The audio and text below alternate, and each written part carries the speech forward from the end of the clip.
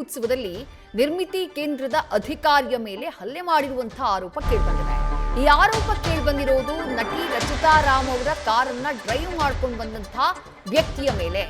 ಆತ ನಿರ್ಮಿತಿ ಕೇಂದ್ರದ ಅಧಿಕಾರಿಯ ಮೇಲೆ ಹಲ್ಲೆ ಮಾಡಿದ್ದಾನೆ ಅನ್ನುವಂಥ ಆರೋಪ ಕೇಳಿಬರ್ತಾ ಇದೆ.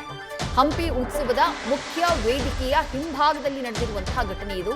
ಮುಖಕ್ಕೆ ಪಂಚ್ ಹೊಡೆದಂತೆ ಆ ಕಾರ್ ಡ್ರೈವ್ ಮಾಡ್ಕೊಂಡು ಬಂದಂತಹ ವ್ಯಕ್ತಿ, ಆತನ ಬಗ್ಗೆ ಇನ್ನಷ್ಟೇ ಮಾಹಿತಿ ಲಭ್ಯ ಆಗಬೇಕು. ಹಲ್ಲೆಗೊಳಗಾದಂತಹ ನಿರ್ಮಿತಿ ಕೇಂದ್ರದ ಅಧಿಕಾರಿ ರವಿಕುಮಾರ್ ಅವ್ರ ಮೇಲೆ ಹಲ್ಲೆ ನಡೆದಿರೋದು ಇದು. ಆವತ್ತು ಕಾರ್ಯಕ್ರಮದ ಆ ವೇದಿಕೆಯ ಹಿಂಭಾಗದ ದೃಶ್ಯ ಇದು. ಆವತ್ತು ರಚಿತಾ ರಾಮ್ ಅವರನ್ನ ಕಾರ್ನಲ್ಲಿ ಕರ್ಕೊಂಡು ಬರಲಾಗತ್ತೆ. ಆ ಕಾರನ್ನ ಡ್ರೈವ್ ಮಾಡ್ಕೊಂಡು ಬಂದಂತಹ ವ್ಯಕ್ತಿ ಆತ ನಿರ್ಮಿತಿ ಕೇಂದ್ರದ ಅಧಿಕಾರಿಗೆ ಮುಖಕ್ಕೆ ಪಂಚ್ ಹೊಡೆದಿದ್ದಾನೆ, ಅವ್ರ ಮೇಲೆ ಹಲ್ಲೆ ಮಾಡಿದ್ದಾನೆ ಅನ್ನುವಂಥ ಆರೋಪ ಕೇಳಿಬರ್ತಾ ಇದೆ.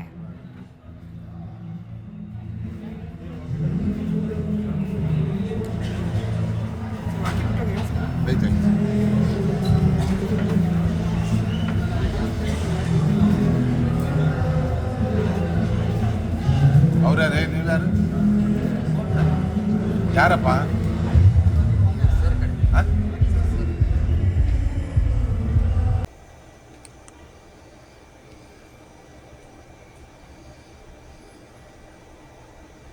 ಇದು ಹೋಟೆಲ್ಗೆ ರಚಿತಾ ರಾಮ್ ಅವರನ್ನ ಆತ ಕರ್ಕೊಂಡು ಬಂದಂತಹ ದೃಶ್ಯ. ಆತನ ಮುಖ ಚಹರೆಯನ್ನ ಈ ವಿಡಿಯೋದಲ್ಲಿ ನೀವು ಬಹಳ ಸ್ಪಷ್ಟವಾಗಿ ನೋಡಬಹುದು. ಈತನ ವಿರುದ್ಧವೇ ಸದ್ಯ ಆರೋಪ ಕೇಳಿಬರ್ತಾ ಇರೋದು.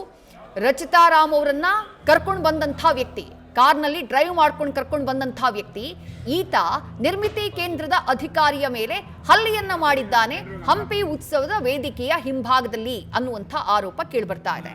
ಮತ್ತಷ್ಟು ಡೀಟೇಲ್ಸ್ ನಮ್ಮ ಪ್ರತಿನಿಧಿ ಶಿವಾನಂದ್ ನೀಡ್ತಾ ಹೋಗ್ತಾರೆ. ಶಿವಾನಂದ್, ಹಲ್ಲೆ ಆಗಿದೆ ಅಂದ್ರೆ ಏನಕ್ಕೆ ಹಲ್ಲೆ ಆಯ್ತು? ಜೊತೆಗೆ ಈತ ರಚಿತಾ ರಾಮ್ ಅವರಿಗೆ ಸಂಬಂಧಪಟ್ಟಂತಹ ಅಥವಾ ಅವ್ರ ಜೊತೆ ಕೆಲಸದಲ್ಲಿರುವಂತಹ ವ್ಯಕ್ತಿನ, ಯಾರು ಇವನು? ಕೇಸ್ ಏನಾದ್ರೂ ದಾಖಲಾಗಿದೆಯಾ? ಏನ್ ಮಾಹಿತಿ ಇದೆ ಶಿವಾನಂದ್? ಹೌದು ವಿದ್ಯಾಶ್ರೀ, ಏನು ಕಳೆದ 3 ದಿನಗಳಿಂದಲೂ ಕೂಡ ಅತ್ಯಂತ ಯಶಸ್ವಿಯಾಗಿ ಹಂಪಿ ಉತ್ಸವ ನಡೆದಿತ್ತು. ಸಾಕಷ್ಟು ಸ್ಟಾರ್ ನಟರು ಕೂಡ ಬಂದು ಸಾಕಷ್ಟು ಮನರಂಜನೆ ಕೂಡ ನೀಡಿ ಹೋಗಿರ್ತಕ್ಕಂಥದ್ದು. ಆದ್ರೆ ಕೊನೆಯ ದಿನ ನಿನ್ನೆ ಏನಿದೆಯಲ್ಲ, ನಿನ್ನೆ ರಚಿತಾ ರಾಮ್ ಸೇರಿದಂತೆ ಸಾಕಷ್ಟು ಕಲಾವಿದರನ್ನು ಕೂಡ ಆಹ್ವಾನ ಮಾಡಿತ್ತು.